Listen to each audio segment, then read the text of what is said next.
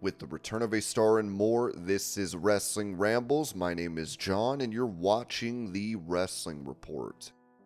Before we move on, make sure you subscribe to Wrestling Rambles with notifications on, and don't forget to like the video.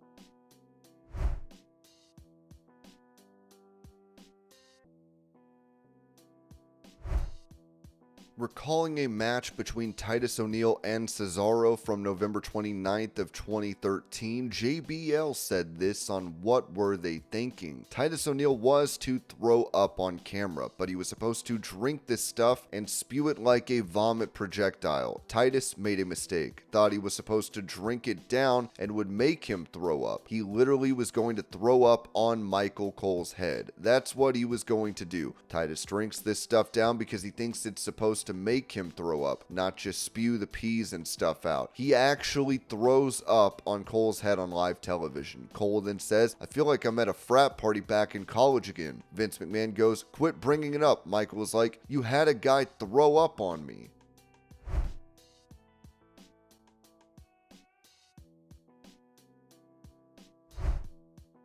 Talking about how her daughter, Scarlett, who is battling cancer, got to spend time with Roman Reigns. The mother wrote, "A day Scarlett will truly carry with her always and forever. We are grateful to our hospital for hosting a once-in-a-lifetime opportunity and having WWE superstars LA Knight, and Chelsea Green visit the hospital for a meet and greet for all the children and their families. Scarlett was given the honor and privilege of having her own individual time with both superstars. LA Knight is Scarlett's absolute favorite, and she even had the honor of shouting out his legendary catchphrase with him and got to raise his United States Championship to show what a true champion she is. Thank you to both LA Knight and Chelsea Green for making Scarlett's morning so amazing and memorable. We hope she was able to do the same for you both." Now, that was just Scarlett's morning. A few weeks ago, we were blessed and were gifted tickets to last night's Friday Night SmackDown show. With an amazing view and show, Scarlett was having the time of her life. We are extremely grateful to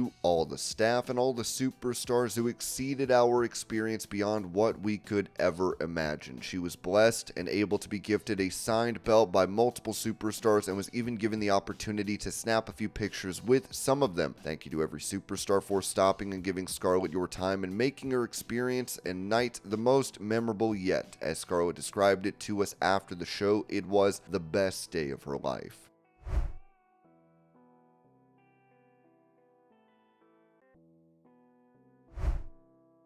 Touching on his journey from addiction to sobriety, AEW's Big Bill told Barstool Wrestling, "Man, it got real bad there for a while," Bill said when reflecting on his personal life before sobriety. "Obviously, I've been pretty open about my problems, and my alcoholism was horrendous. Now, 4 years sober, going to be coming up 5 years sober around the Super Bowl. It's been quite the journey. I mean, my career, ups and the downs, and now I'm definitely on an upswing. I feel like now I have a second chance. Not just at wrestling, but a second chance at life. I got to put 100% into everything I'm doing, and at work, it's like, don't complain, put your head down, work hard, do what you're told, and eventually it's going to pay off. I think it's hard to see that sometimes, but it always works out for those people. It may take longer than you expect, but it's going to happen."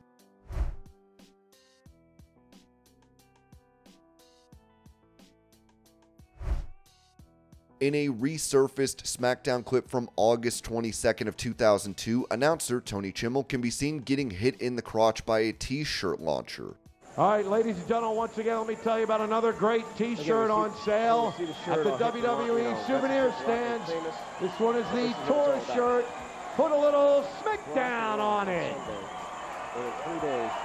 This item, as well as many others, are on sale at the WWE souvenir stand. What the hell was that?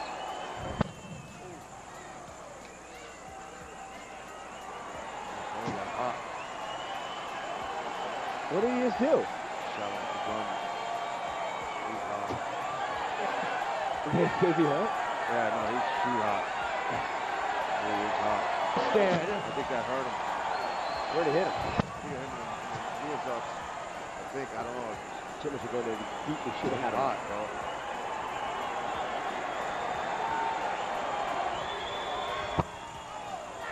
Bro, Mike, just throwing everything. Jesus Christ. He's hot.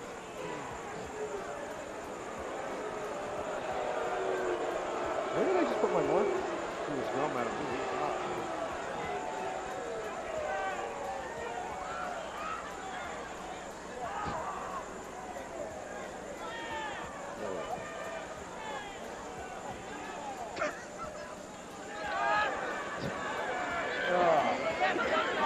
Yeah, that's a like fucking bullshit hit me in the fucking balls. Let him bring that gun in here and do that fucking shit again. I'll ram the thing up his fucking ass.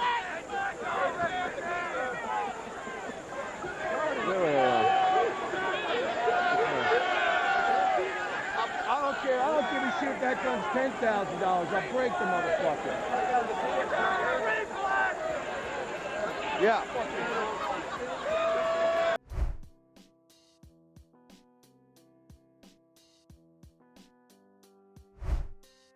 Confirming that an AEW star will be out of action, Ringside News wrote that after a 16-month hiatus due to a back injury, Thunder Rosa made a return to in-ring action in December 2023. Unfortunately, she has recently revealed a new setback, a concussion. Rosa revealed on Busted Open Radio that she will be sidelined for a couple of weeks as she recovers from this latest injury. The details of how or when she sustained the concussion have not been disclosed. With Concussion Awareness Day approaching, Rosa has recommended following Chris Nowinski, the founder of the Concussion Legacy Foundation and a former WWE star, for valuable information and research on concussions. Rosa's most recent match took place on the August 31st episode of AEW Collision, where she competed in a four-way match with Hikaru Shida, Serena Deeb, and Queen Aminata.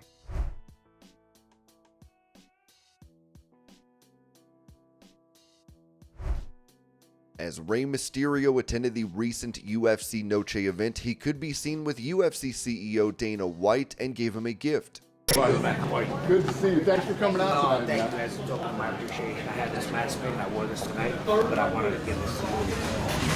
I saw you on TV. Thank you very much.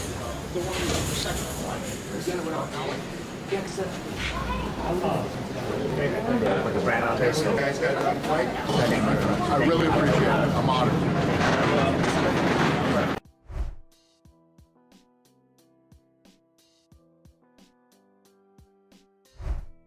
Talking about an ideal opponent for him in the current landscape of WWE, Kurt Angle told KNS WrestleFest, Roman Reigns, I'm not going to lie to you, the kid's been on fire. I will say this, he earned every bit that he's gotten. I do believe the company pushed him a little too early and the fans didn't want to accept that, but he's followed through. He's proven that he's one of the best in the world right now. Yeah, he's doing really well too, and those guys are extremely talented. They all come from the same family, the same Samoan background, but yeah, they're all extremely good. They've always been. You look at Rikishi and the ones in the past, they have a great reputation of being great workers.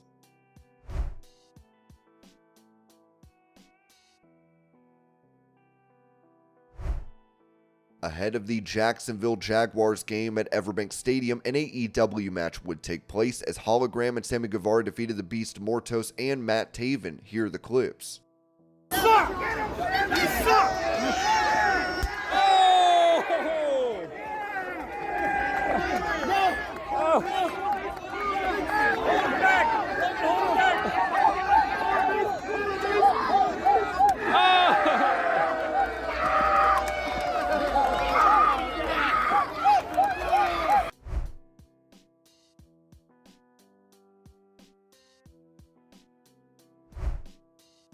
Taking to X, AEW star Saraya posted a clip of her receiving her WWE contract when she was 18. WWE contract, got FedExed it a couple of days ago. Didn't take very long. I got a phone call the other day, told me it only took like a day to get from America. But it was priority, you see. But no, I'm super, super excited. I think I'd hold the record actually for like first 18-year-old English girl to be signed ever in WWE. Yes.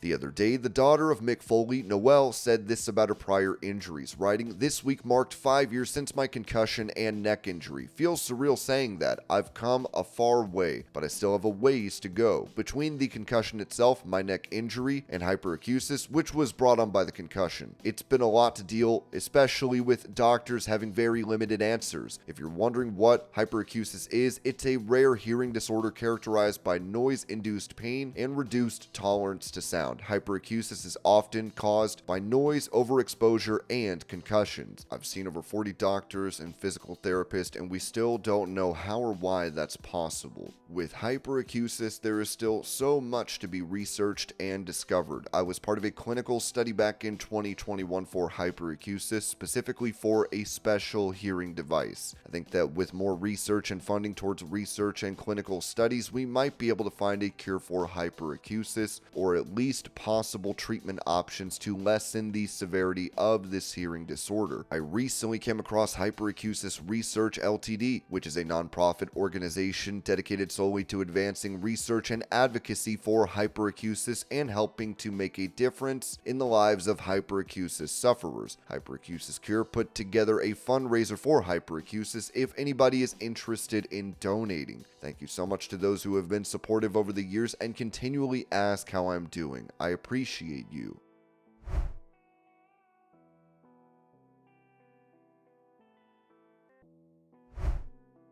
Once again, Hulk Hogan would be heckled by a comedian, Robbie Roadsteamer, over his support for Trump at an event for Real American Beer. Where's all the girls?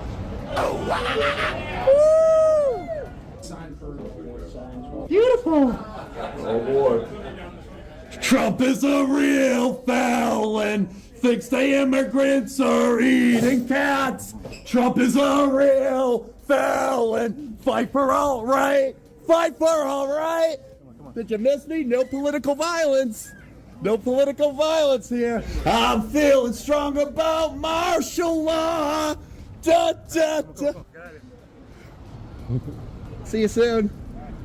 It's what you call the New Woke Order.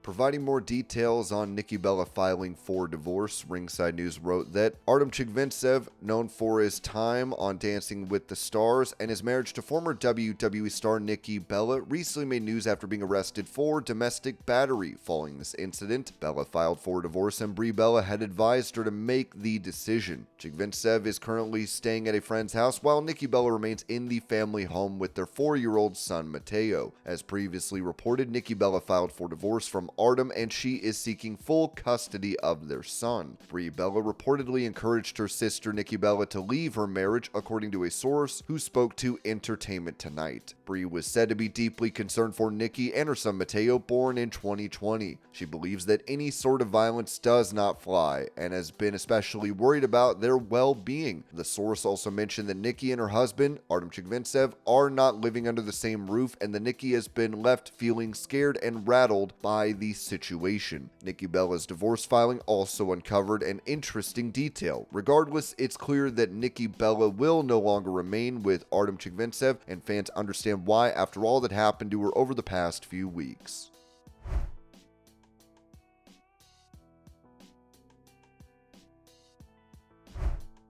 Proposing a theory regarding the meeting that took place in July between Shane McMahon and AEW President Tony Khan, former WWE writer Vince Russo noted on his podcast, "I don't think this is that far-fetched. What if, under the tutelage, guidance, and wisdom of his old man, Vincent Kennedy McMahon, Shane McMahon has a meeting with Tony Khan? The point of that meeting would be to gather information. So what if Shane McMahon finds out all about the TV deal, what they were paid, what they're offering, the whole 9 yards? What if under the tutelage and guidance of VKM, Shane McMahon goes to Warner Bros. Discovery, knowing all the numbers and all the facts, and says, 'Gentlemen, give us a year. In a year, we will have a viable wrestling company. It's in the works right now. Dad's behind it, and nobody will ever know I am the face and the front man.' He would literally say, 'Give us 1 year, and in 1 year, you can have this show for X amount of dollars.'"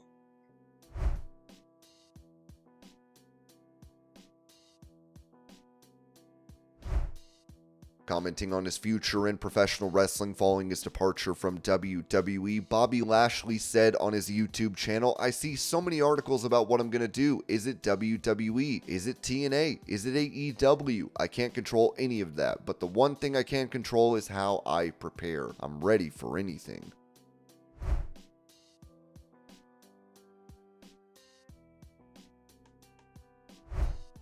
When it comes to WWE's Bad Blood event, which is set for October 5th, having another title match added to it, Ringside News noted that another major championship match is reportedly set for WWE Bad Blood 2024. The undisputed WWE champion Cody Rhodes is already booked for a tag team match with Roman Reigns against the Bloodline, but the WWE World Championship will be defended during the event. With just under 3 weeks to go before the highly anticipated return of the Bad Blood Premium Live event, a new title bout has been revealed. According to Dave Meltzer's Wrestling Observer Daily Update, Gunther is slated to defend the World Heavyweight Championship against Sami Zayn at the event. While many fans had speculated that this match would be part of the Bad Blood card, there was some doubt given WWE's confirmation of 5 other matches for the event. This match for Gunther will be an interesting one because Sami Zayn was the man who defeated him at WrestleMania 40, ending his historic 666-day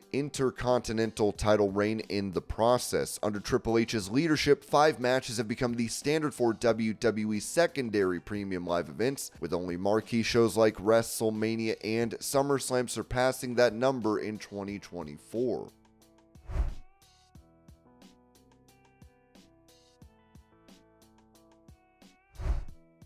With many rumors regarding the status of the relationship between AEW stars Adam Cole and Britt Baker, Conan said this on Keeping It 100 regarding Baker's backstage reputation. "I'm going to tell you something a source sent me. Also, I didn't even know this was thrown in there. She's no longer with Cole. They're definitely broken up. This is what the person put at the end. He's better off. She's unhinged."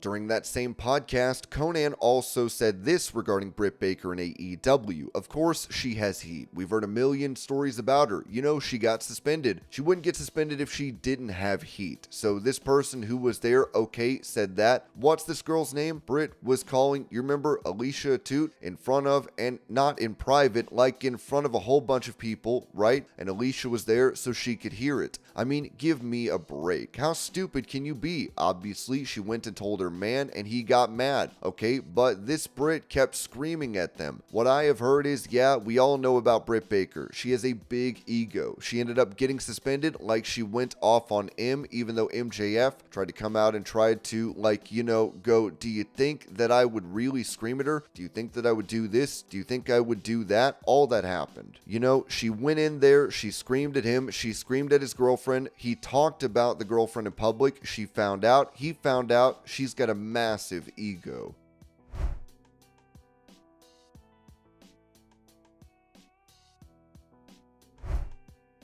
When it comes to Charlotte Flair's upcoming return to WWE, Ringside News wrote that Charlotte Flair has been out of action since December 2023 after suffering a significant injury during a singles match against Asuka from Damage Control. Flair tore her ACL, MCL, and meniscus and has been diligently recovering ever since. WWE is eagerly awaiting a return, and according to recent reports, there is already a plan in place for her comeback. Flair's recovery has kept her out for the entirety of 2024, and it seems a return to the ring is still a ways off. According to Sean Ross Sapp of Fightful Select, Charlotte is yet to be cleared for action despite ongoing backstage discussions about her eventual return. While there are exciting plans involving Flair's return to WWE programming, her clearance from injury remains the primary hurdle. No creative has been put in place until her clearance for her return. It was recently reported that WWE is considering integrating Flair into the ongoing storyline featuring Nia Jax and Tiffany Stratton. Nia Jax, who currently holds the WWE Women's Championship and has adopted the Queen moniker, would be a natural rival for Charlotte. Flair's long-standing persona as the Queen makes this potential feud a perfect fit for her return. However, until Flair is officially cleared to compete, WWE is hesitant to lock in any creative plans for her comeback. Looking further ahead, WWE reportedly has even bigger plans for Flair. There are rumblings that the company is already penciling in a match for WrestleMania 41 between Flair and Miss Money in the Bank Tiffany Stratton. Given Stratton's admiration for Flair and a rapid rise in WWE, a showdown between the two would be a dream match for fans.